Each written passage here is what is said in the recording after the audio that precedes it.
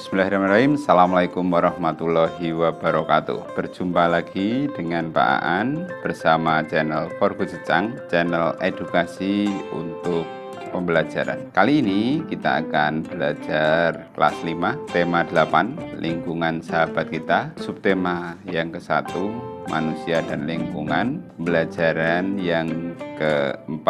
Tujuan pembelajaran pada video kali ini adalah melalui kegiatan mengamati bacaan, peserta didik mampu menjelaskan jenis-jenis usaha masyarakat dalam bentuk peta pikiran. Yang kedua, melalui kegiatan berdiskusi, peserta didik dapat mengidentifikasi keragaman sosial di lingkungan sekitarnya berdasarkan jenis usaha. Yang ketiga, melalui kegiatan menulis, peserta didik dapat menyatakan sikapnya terhadap keragaman jenis usaha dari keluarga dan tetangganya. Dalam pembelajaran 3 kemarin disebutkan bahwa manusia dapat memanfaatkan sumber daya alam dari lingkungan dalam usaha pertanian. Bagaimana dengan jenis usaha yang lain? Nah, pada pembelajaran keempat ini kita akan membahas bersama-sama. Sebelum memulai menyimak lebih lanjut, silahkan kalian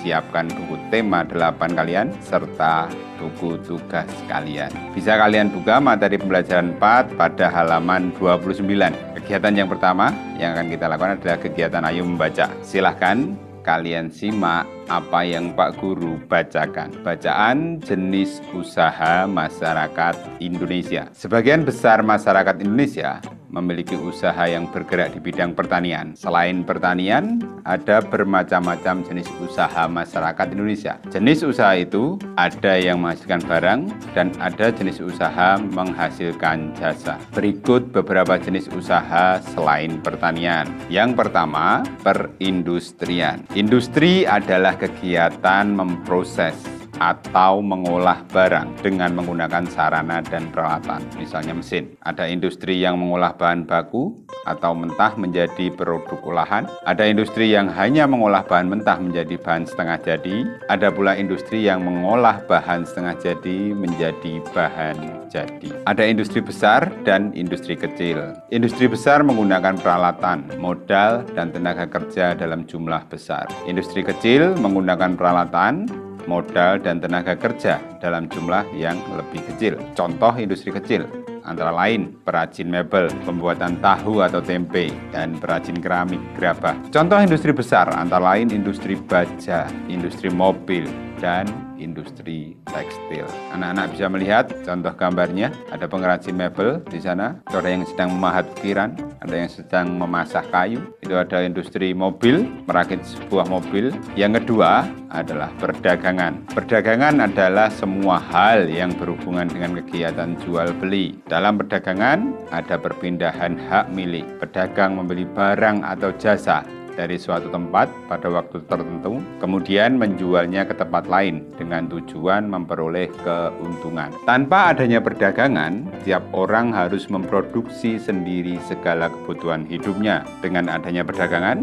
produsen menjual hasil produksinya pada konsumen. Barang-barang yang diperdagangkan antara lain bahan makanan, pakaian, hewan, barang elektronika, kendaraan bermotor, dan sebagainya. Sehingga dengan adanya perdagangan ini kita bisa mendapatkan kebutuhan kita tanpa harus membuatnya sendiri. Bayangkan anak-anak kalau tidak ada perdagangan. Kita membutuhkan pakaian, kita harus membuat pakaian sendiri. Kita membutuhkan barang elektronika, kita juga harus membuatnya sendiri. Tentu itu tidak mudah. Makanya ada usaha perdagangan untuk mempermudah kita mendapatkan barang-barang yang kita butuhkan. Berarti kita adalah konsumen. Nah, kalian lihat di gambar ini, ada kegiatan jual beli di pasar, ini juga perdagangan. Ada orang berbelanja di toko swalayan, ini juga usaha perdagangan. Ada yang menjual, ada yang membeli. Ada pedagang, ada konsumen. Selanjutnya, usaha yang ketiga adalah jasa. Jasa adalah segala aktivitas atau manfaat yang ditawarkan kepada orang lain atau konsumen meskipun tidak menghasilkan barang, seperti misalnya industri konveksi menghasilkan pakaian. Usaha jasa memberikan pelayanan kepada konsumen. Contoh pekerjaan yang menjual jasa adalah guru, pengacara, dokter, montir mobil, jasa keuangan, pemandu wisata, dan sebagainya. Coba kalian amati gambarnya. Ada dokter memeriksa pasien, ada guru mengajar. Pekerjaan itu merupakan bagian dari jasa. Selanjutnya, setelah kalian menyimak apa yang sudah Pak Guru bacakan tadi, boleh kalian ulangi lagi, membaca sendiri di halaman 29 buku tema 8. Kita akan mengerjakan lembar kerja 1. Buatlah peta pikiran dari bacaan tersebut. Peta pikirannya sama dengan peta pikiran sebelumnya. Ada 4 kotak. Kotak yang di tengah atau berwarna abu-abu adalah jenis usaha masyarakat Indonesia. Di atas ada perindustrian, ada perdagangan, di bawah ada jasa. Kalian tuliskan pengertian dan ciri-cirinya dari setiap usaha tersebut di buku tugas kalian. Boleh dibantu oleh orang tua atau kakak kalian. Jika kalian kurang paham, kalian bisa bertanya melalui chat di video ini di bawah. Nanti akan ada teman-teman yang ikut berdiskusi di video ini. Boleh juga bertanya kepada guru kalian atau di grup WA kalian. Pak Guru menyarankan kalian bertanya di grup ini. Jadi semakin banyak nanti yang berdiskusi, akan semakin menghasilkan hal yang lebih baik.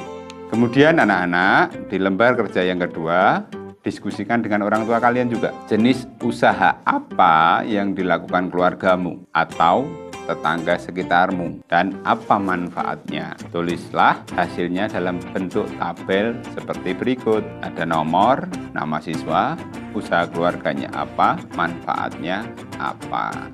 Bisa diterima anak-anak materi hari ini? Ya, dapat disimpulkan kalian sudah mampu menjelaskan jenis-jenis usaha masyarakat dalam bentuk peta pikiran. Yang kedua, kalian sudah mampu mengidentifikasi keragaman sosial di lingkungan sekitarnya berdasarkan jenis usaha. Yang ketiga, kalian sudah dapat menyatakan sikap terhadap keragaman jenis usaha dari keluarga dan tetangga. Jika kalian kurang paham, silahkan kalian berdiskusi atau membaca buku tema kalian lebih teliti lagi. Demikian pembelajaran 4 kali ini. Pak Guru mohon maaf apabila ada kesalahan kata. Tetap semangat dalam belajar di rumah, tetap patuhi protokol kesehatan. Terima kasih atas kesediaan kalian menyimak video pembelajaran berikut. Assalamualaikum warahmatullahi wabarakatuh.